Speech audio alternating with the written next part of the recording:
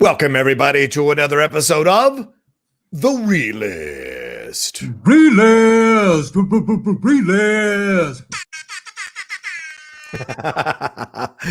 You know this one. This is the one where three of you get chosen. One of you selects a topic, and I mean patrons by one of you. One of the patrons select a topic, and two of the patrons send in their top 10 lists. Matt and I have not seen them, and we count them down, put them all together by the end, and we reserve the right to adjust the list as we see fit. We won't add anything, but we certainly might take away something or rearrange the order as we see fit by the final list. Does that sound good, Matt? Is that what is everything right? What I said? Yeah, that's the breakdown of the show. Distinctly good to go. So it has no input from us. We're reacting to this as you hear it. So we don't know anything any more than you do right now.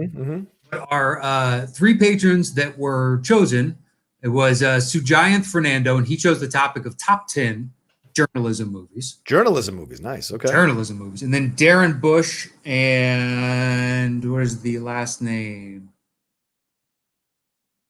I don't see the last name. Do you? Yeah. There's a Charles J. Clark on this as well. No. That's for the other show. Sorry, that's a different thing. All right. Yeah. Darren Bush. I don't see the other name. So maybe I have to view the entire message. And no, still when we view the entire message, it does not say who the names are. So maybe, unfortunately, Alex Sakos forgot to send us the name. Maybe we'll add it as it goes along later on. Do you see something there? Are you looking at something? I am emailing Alex Sakos. Oh, right now? Okay. Because we could get it by the end. Hopefully. This is where text would come in handy. We should probably have his number so we can do these kinds of things. But this is the show recording live, so this is how we don't look at the list beforehand. Exactly, we don't. We want to be as shocked by it. Alex Sakos, I mean, that was just he never makes no, he doesn't. Error like that, so it's just like a random thing. Very true. Very true. Everybody's dealing with their shit right now. Yeah, I mean, seriously. Yeah, no doubt. All right, so we'll get into the list. And like he said, Sujayanth Fernando suggested it. I think you go first this time, right? Because I think it went first last time. Is that correct? Yeah, I think you're right. Okay, cool. So we'll start with the only named patron, Darren Bush, and he writes, "Dear Matt and John, I hope you are both doing well. Thank you for selecting me to present my list for this episode of The Realist. This is my first time being selected." Oh, congratulations. Welcome, Darren. I haven't included some of the newer films on the list as I haven't seen them, so please find my list below. At number 10, Bush has broadcast news. Nice choice. Let me see. On this Phantom Persons list, broadcast news is not on the list. All right. He writes, a good film about a TV network station. Great chemistry between the three leading actors, William Hurt, Holly Hunter, and Albert Brooks. Yeah, I couldn't agree more. It's one of my favorite 80s films ever. I used to have this. I think I mentioned it before, Matt. I'm sure you know. I used to have it on VHS, and we would watch it over and over and over again. Just one of those films that, for whatever reason, checked all the boxes for me because I always enjoy a good journalism movie. I love politics, and those three actors at the time were some of my favorite actors all coming together. Plus, James L. Brooks, fantastic writer and director as well.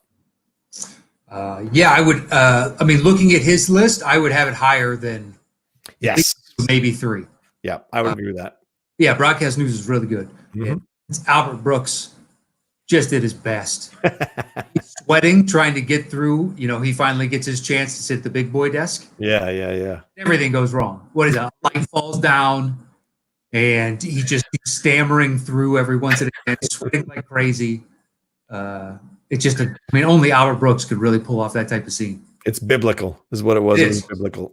And then William Hurt and Holly Hunter have amazing chemistry between the two. This little cat and mouse game that they're playing. Yeah, we did it on the Cinephiles, and we had Kim Masters, who is one of the top writers over there at the Hollywood Reporter, who covers the Me Too movement very strongly, and she was our guest, and we broke down that movie, and I found myself siding with William Hurt. She sided with Holly Hunter, and Steve, of course, siding with Albert Brooks. But it was fun to have that kind of all three of us defending each character and their flaws and their positives throughout the episode. A lot of fun. All right, what do we got? Number 9. Number 9, he has Anchorman.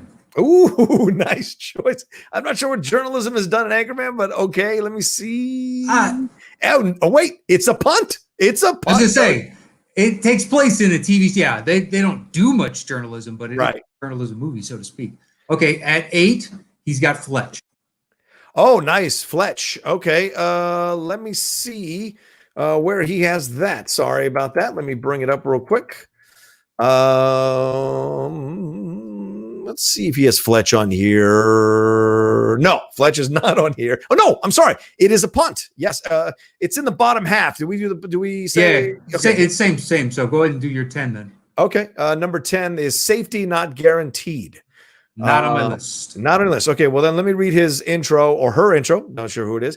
Hi, John and Matt. Every week I eagerly download the newest top 10, so you can imagine how utterly thrilled I am to be asked to participate. Thank you so much for the endlessly entertaining content now more than ever.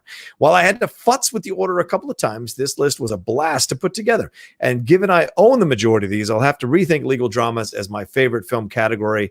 Oh, because he might be journalism. And on with the show. As I said, number 10, safety not guaranteed. He says, such a fun and whimsical setup that someone would place a classified ad for a time-traveling partner, then add Aubrey Plaza and Jake Johnson as journalists, slowly realizing the full extent of this incredible story, add in an awkward love story to boot, and I am sold. So, yeah, that's what they said. Have you seen this one? Okay, we got back from Alexander. Okay. It is Kristen Kurtz. Kristen Kurtz, so it's a woman. Kristen, Kristin, I believe, I-N. Okay. Yeah, and then Kurtz. All right, Kristen Kurtz. It's her category, her list. So there you go, Kristen Kurtz. That's the number 10. Did you ever see it? I did not. Okay. Yeah, neither have I. I know it's on my queue in Netflix and one of the streaming services, but I have not seen it. What do you got at 9? Good night and good luck. That is a punt. Okay. All right. That's fair. I like that it's a punt. Number 8 is Absence of Malice. Not on my list. Wow. This is an interesting film from the 80s with Sally Field and Paul Newman. Kristen writes, shockingly topical given its age. Paul Newman's revenge on the amoral reporting by a Miami newspaper and the corrupt government officials behind it still resonates. Despite the somewhat troubling confrontation between Newman and Field, this film explores the line between truth and accuracy with affecting nuance. Yeah, there's a little bit of a physical altercation between Paul Newman and Sally Field. So it's interesting in that. Have you ever seen this one, Absence of Malice? I believe a chunk here, a chunk there. Okay. I remember snippets of it, so I've clearly seen something of it. Trailer. I couldn't even tell you what the poster looks like. But anyway, yeah, not enough to have an opinion on. Yeah. One of those kind of early 80s Newman ones that are more grittier or more kind of him kind of more gruff in playing these characters. So I enjoyed the film for what it was. All right, what do you got at number 7? 7, I've got China Syndrome. Ooh, good choice. No, not on this list. All right, Darren writes, a fictional but possible disaster at a nuclear reactor, and the journalist trying to ensure that it wasn't covered up. Still relevant in today's world of nuclear reactor disasters at Chernobyl and Fukushima. Yeah. And I would give Darren next time, give that a reread before we hit send on, because I had to reorder like 4 words. A couple other things, it just seems like he was just so furiously typing. Yeah, which is good, I guess, that passionate about China Syndrome. I would have it. I don't know if it makes my list. I like the movie. Yeah. It's good, but there's a lot of good journalism movies out there. I think over the last 3 decades, there have been a lot of good journalism movies. So it's a tough one to break my top 10 as well. I agree with you thoroughly. But it is a good one to revisit. Maybe for some of you who don't remember a time when we were afraid of nuclear accidents happening in our world and in our play. I mean, because 3 Mile Island obviously predates Chernobyl, but 3 Mile Island, if it had gotten fully out of control, would have been just horrific on so many levels. So, yeah. All right, that was your number 6. That was my 7. My 6. Oh, sorry. What's your 6? Probably not going to be on your list. No. Which is The Bourne Ultimatum. Oh, yeah. No, not on this list. Interesting. Yeah, because Patty Considine, I guess, is that who qualifies as the reporter of journalism for this thing? I would guess. He writes, this is a bit of a cheat, but a very good film. The journalism storyline of the journalist trying to an article about Treadstone. It's the guy that gets killed. Yeah, it's Patty Considine. Yeah, that's the actor. Yeah. is only a short part of the film, but it helps Bourne realize who helped the start of the process of him being turned into an assassin and would eventually lead him to the confrontation with the person who helped him leave his old identity behind. Oof, yeah, good point. It is a small part. True. Although pivotal, I just think that if it was my list, I would be honoring something that's like the movie's about journalism. Right. That's just me. That's how I roll. Yeah, fair. Absolutely fair, Matt. I agree. I think it's too small of a storyline to include, but you have every right. He has every right to put it on his list. So there you go. Yeah. All right. So my number 7 is Network. Is that on your list? Not on my list. Wow. Okay. Kristen says, ordinarily such a well-crafted film would be higher on my list, but it's so damn depressing. The abject cynicism and cruelty when the corporate overlords discuss Howard Beale's final fate is chilling.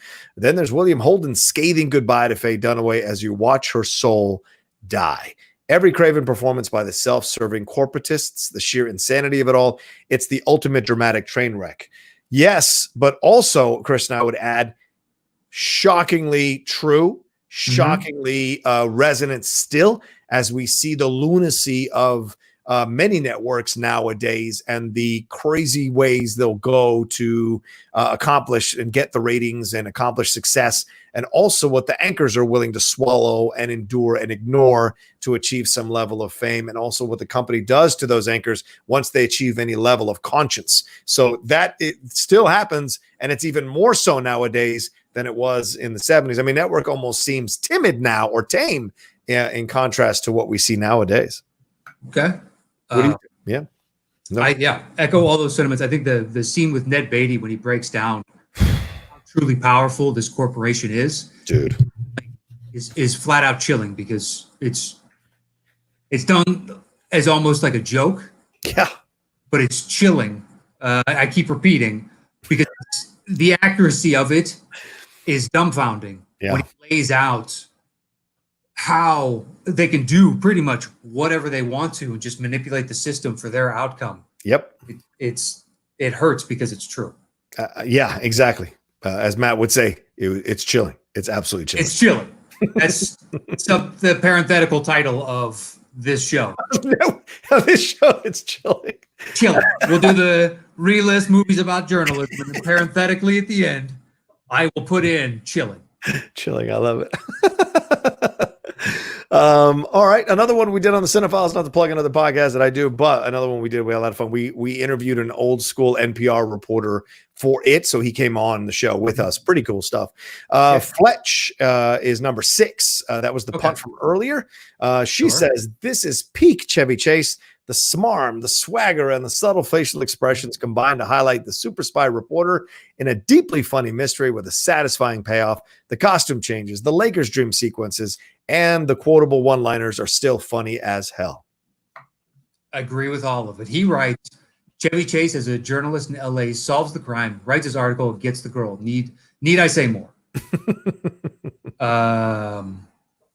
Look, it's an all-timer for me. So you ever listen to this show, I've only managed to get it on like 2 lists ever in 5 years.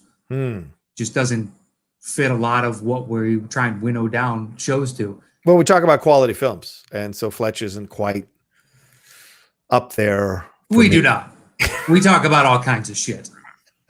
We're compelled to talk about certain things like superheroes. We are compelled to talk about superheroes.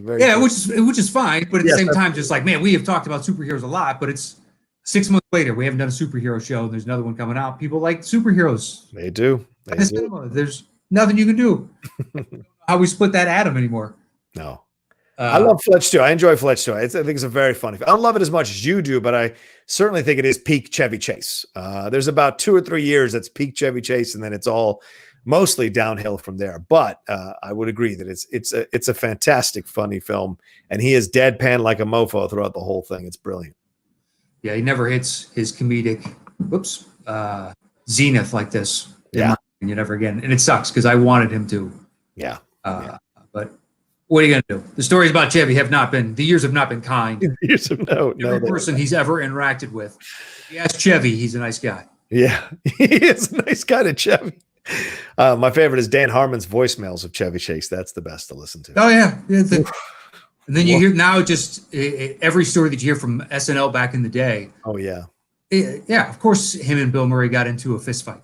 Not surprised at all. Yeah. All right, let's jump into our top fives of these lists. What's your number 5? 5 is the punt from earlier, which is Good Night, Good Luck. Oh, cool. All right. What did she write? She writes, this film is beautiful. The black and white technique fully immerses you in the period, leaving you free to focus on the content and Edward R. Murrow, arguably the most important figure in all of journalism. This retelling of his confrontation with McCarthy is captivating, with a wonderful cast and no perfect performance by David Strathairn. Yeah, agreed. Sure. He writes, a good film directed by George Clooney with some very good performances from the cast of actors. Mm-hmm. Yeah, it's quality. It's when Clooney was making that transition to doing some behind the scenes, well as like having a small part still, but it was right around this and what was the Sam Rockwell about the Gong Show? Oh yeah, Confessions of a Dangerous Mind. Thank you. Yeah. And I think another one, like he did 2 or 3. I think he did Ides of March. Didn't he do Ides of March? Or He might have done Ides of March. Yeah. Syriana's his. Syriana is so good, man. But that was a couple of years after this. Like he was on a string of making just excellent movies. Yeah. Now he's just chilling up in Lake Como in Italy. He's made that. He got married. He settled down. He sold that tequila company. He's fine. He's got the Nespresso commercials. He's fine. That's all he's doing. Just does a couple of those a year and lives his life. Good for him. Yes. Yeah. Sucks because I think we both would like some more George Clooney. Hell yeah. But it's not going to happen. It's not. So 5. She's got 5. Has Frost Nixon. That is a punt. Oh, nice. Okay, cool. All right. What's your number 4?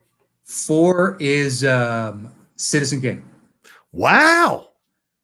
Great choice. I might have had a really hard time considering that for this list because it is told in flashback, but they're all being interviewed by the reporters. So that makes so much sense. Great choice. Not on this list. Great choice. All right. He writes a classic film, a great performance from Orson Welles. He's succinct. He's to the point. Yeah. Well, there you go. Yeah, it's all. I mean, the opening thing is just in essence exposition, but then it's all about the head of the whatever newspaper that is sending the reporter to go and ask all these questions of all these people who knew Kane. So yes, it's told in flashbacks, but they're all answering questions by the reporter to stimulate those flashbacks. So yeah, it is absolutely a journalism movie, and certainly there's an end to that movie that is related to the article he's writing. So why not? Yeah. Well, it's also about Hearst as well. Right. A newspaper magnate. Yeah. Yeah. Guy of obscene wealth that visit his house up north of us by a few hours. And it's just this ridiculous hilltop palatial estate. Yeah. Someday I got to make it out there to Xanadu or I've heard it's just Hearst Castle. Isn't Hearst it? Castle. Yeah. Yeah. I've heard if you're in the area, it's totally worth it. Yeah. Wow. Okay. It is. I mean, the amount of wealth and time and man hours and everything that went into building this just massive testament to this dude's ego. Yeah. It's impressive. I have a stupid story real quick. I dated a girl off of Tinder one time, I think Tinder or Bumble. We were dating for about 2 months. Maybe I told this story already, but we were dating for 2 months. We went out to go get some Dukes over in Malibu on an afternoon for happy hour. We drove all the way out there. We're sitting there, and someone texted me about how they had just gone to the Hearst Castle. And I said to her, I was like, hey, we should go to that. Citizen Kane's my favorite movie. That'd be fun for us to go. And she was like, slow down. I don't think we're there in our dating situation to go to a place like that together to walk around. And I was like, what in the actual fuck? And she's like, yeah, it's an out of town trip. So I just like in that moment, I should have known this was not going to last. And within a month it didn't, but it was such a weird, awkward interaction that she kind of shut it down. This idea of us going someplace together where I've never had someone who was actually interested in pursuing the relationship or the dating situation be like, nah, maybe we should slow down, or it's not really my thing. Very, very strange and awkward situation. I had one time. So I got off stage and I walk out to the front patio of the store, and you just out. There's numerous places to hang out. So I'm at the front bar just hanging out, and I meet this girl, and we end up talking for like 75, 80 minutes. Wow. Just met her at random as shit. I mean, there was, a decent amount of people out there, 40, 50 people. Yeah. But I was just sitting on the fucking, on the counter on the side that skirts the bar over, like on the sidewalk side. Yeah. Yeah. Talk for that long. And at the very end of it, she was like, I can't wait for you to meet my whole family. And I was like, oh my God. We had a good conversation. There was no hint of this. And I can't wait for you to meet my whole family. And I said to a buddy of mine, I was like, dude, this just happened. Like, we exchanged numbers because she was getting ready to leave. Right. And he was like, oh, it's not that bad. And I'm like, are you fucking kidding? It went from nice to meet you to you, I will absorb you into my life. And like, oh my. That was killing. Chilling is what it was. Chilling. It was chilling. All right. Where did we leave off at? Whose number is it? Is it mine or yours? That was my 4. Okay. So my 4 is Anchorman, the pun from earlier, The Legend of Ron Burgundy. What does he say? He says, Legend of Ron Burgundy, a good comedy and another great character from Will Ferrell. Yeah. Very succinct again. Yeah. Kristen says the news anchor street fight alone is enough to warrant inclusion on this list. I agree. If that isn't a metaphor to the beginning of cable news journalism, what is? The cast is stupendous. The jokes range from chuckle-worthy to side-splitting with everything in between. Even the outtakes are worth a watch. Yeah, I agree. I mean, there's nothing negative I can say about this movie. It's so funny and brilliantly done. Yeah, it just somehow its absurdity is authentic. Yeah. Yeah. It doesn't feel like this big, stupid, contrived thing, even though it's a big, stupid, contrived thing. So you fall in love with it. Yeah. I have different favorites, like almost each time I watch it. You know what? I think I appreciated him the most in this one. All right. You know what? She was fantastic. Yeah. So yeah, it's a classic to me. It's good for them. And that's why I keep giving him and like McKay, if they team up, an extra chance, but him, it's like, oh, it's another type of character thing, but you've crushed it so hard that I know you can do it again. Yeah. Well, they're so earnest in the movie, aren't they? Like, that's the thing. You're right. They're playing these like kind of, it's a ridiculous situation, but they're also earnest in what they're doing that they buy into it, and them buying into it, doing such good performances, you just go along with it. It's really well done. Even Corningstone has her weirdness to her, which works within the weirdness of the movie, So I think it's funny as hell too. Yeah. All right. What's their number 3? Or 3 is Almost Famous. Oh, great choice. Not on this list. That's a damn good choice. Yeah. It is. It's a good one. He writes an enjoyable film about a young journalist on a road trip with a band to try and get a cover on Rolling Stone magazine with great scene of, where there's a great scene of them on the bus singing Tiny Dancer. Yeah. Yeah. I know people love that scene. That is in my favorite scene of the movie. I think one of my favorite scenes is him and her at the end there when she's like kind of going off on the next thing she's going to do. And it's so tragic because he knows that it's going to lead to where it's going to lead to. And it's the last time he's going to see her, but also on the phone with him when he says, remember when being uncool, if only being uncool was like, was tender or something like that, or it could be cash. And I was just like, oh man, that's such a great exchange between them about that situation, Cameron Crowe. Mm-hmm. It out of the park, and then I don't know, he's been hit and miss for me. Oh yeah, I don't disagree with you, bro. I don't know if I've seen a good one since Jerry Maguire. I mean, I like Vanilla Sky, but I don't catch myself watching a lot of Vanilla Sky. I've never gone back to rewatch it. Yeah, I think Maguire is the last one that I constantly rewatch whenever it's on, or if I catch it.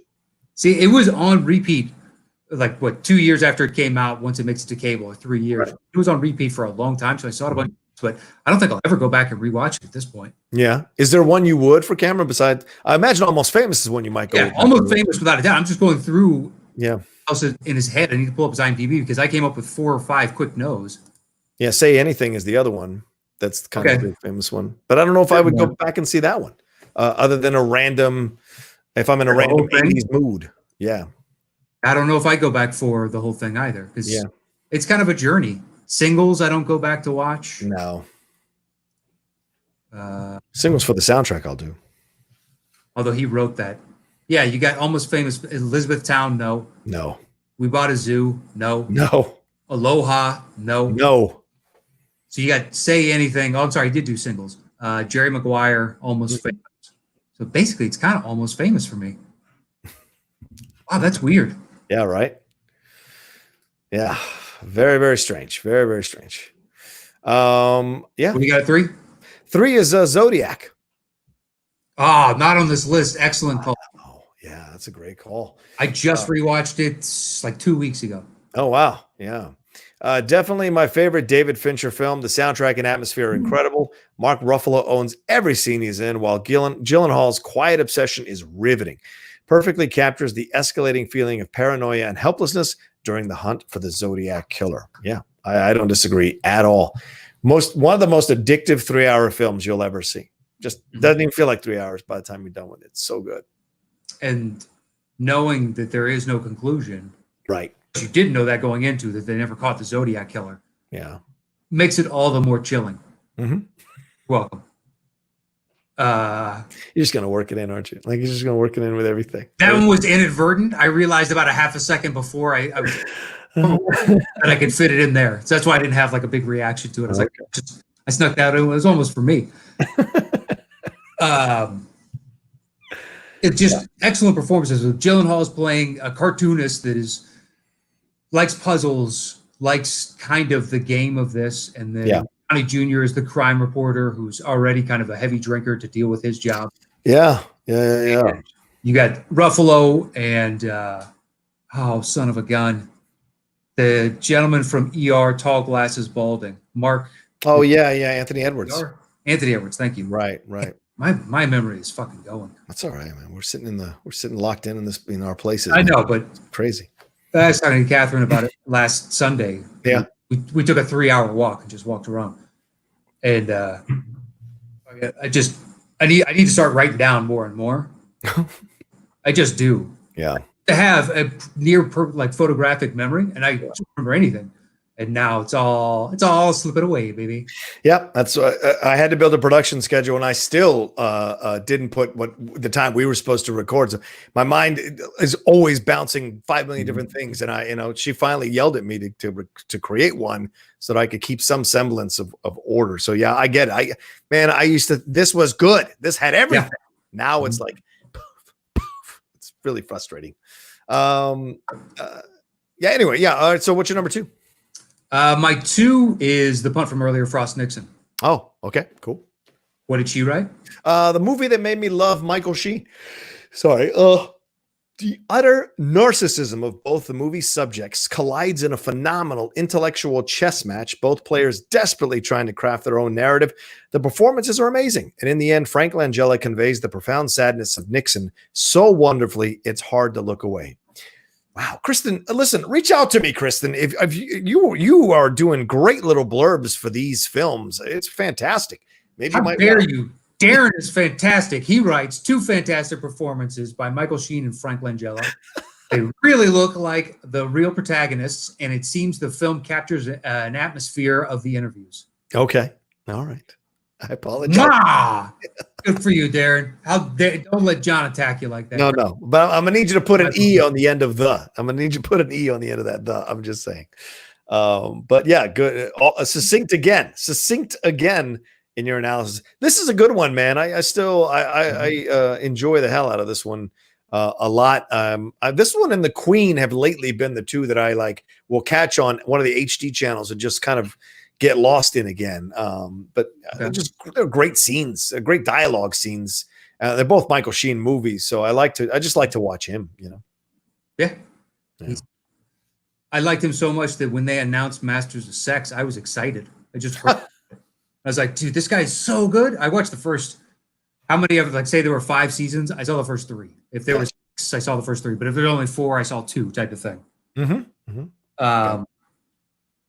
Yeah, it was good. It just lost me after a while. It seemed too drawn out.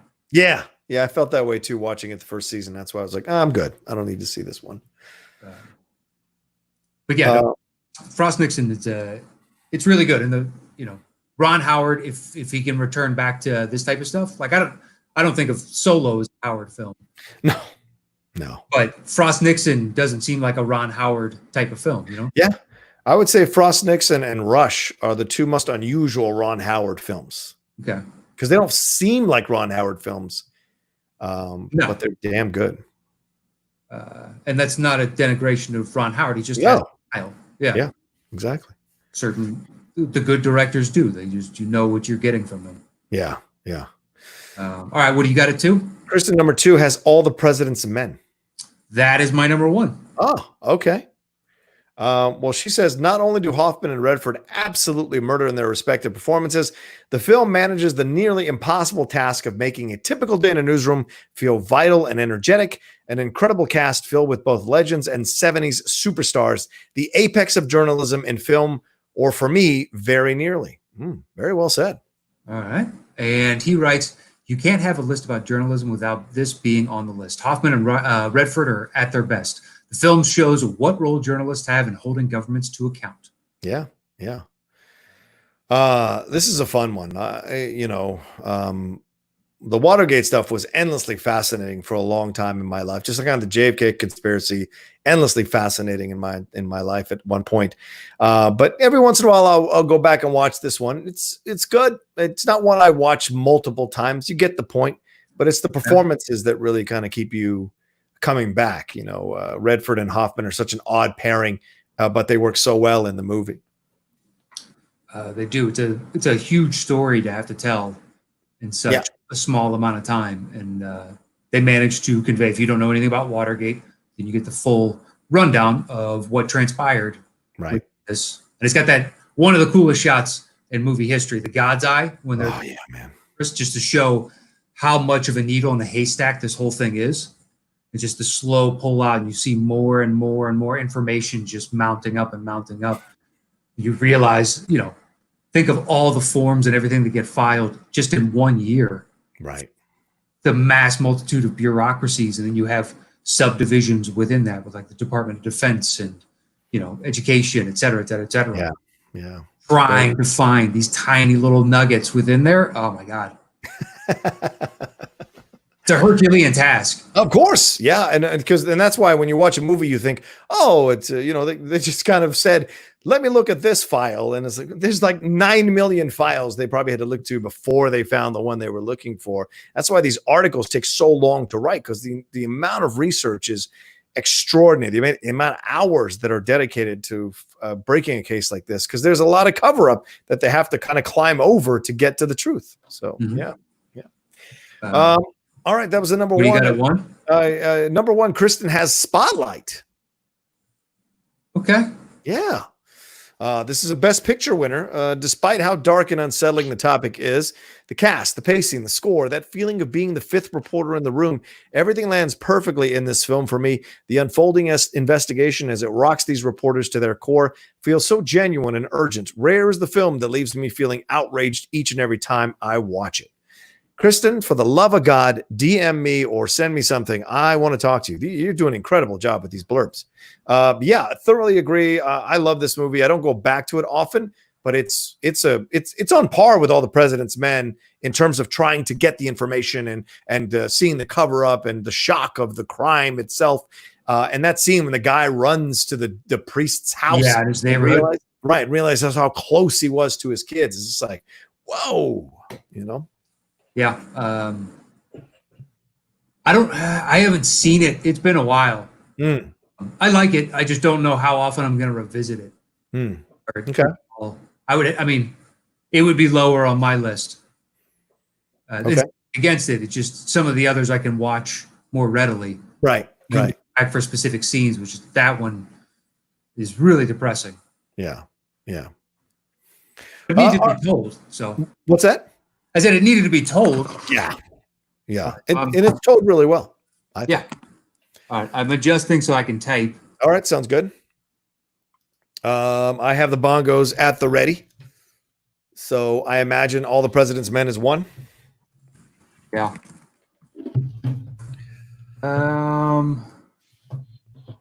Frost Nixon, where'd you have that? Frost Nixon was 5. So we got 2-5 on that. I think that's our closest next highest. Okay. Nixon. I'm cool with that. All right. You don't have Almost Famous. You don't have Citizen Kane. You have Good Night, Good Luck. Yeah, but it's number 9. Number 9. We both have Anchorman at 9. What? 4. Well, that beats Good Night, Good Luck.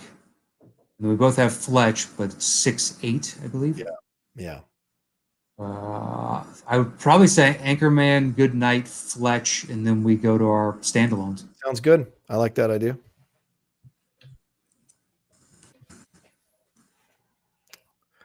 Very well said.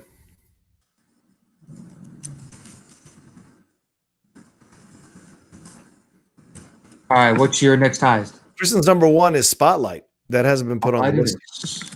Yeah. So where are we at? 7? Correct. Okay. 4 left to go. All right. And then Zodiac is her number 3. Okay, I've got Almost Famous. I take Zodiac personally. Okay. You won't get no argument from me on that one. All right, 2 left. What do you got? Anchorman 4, Frost Nixon 5, Fletch 6, 7, Network.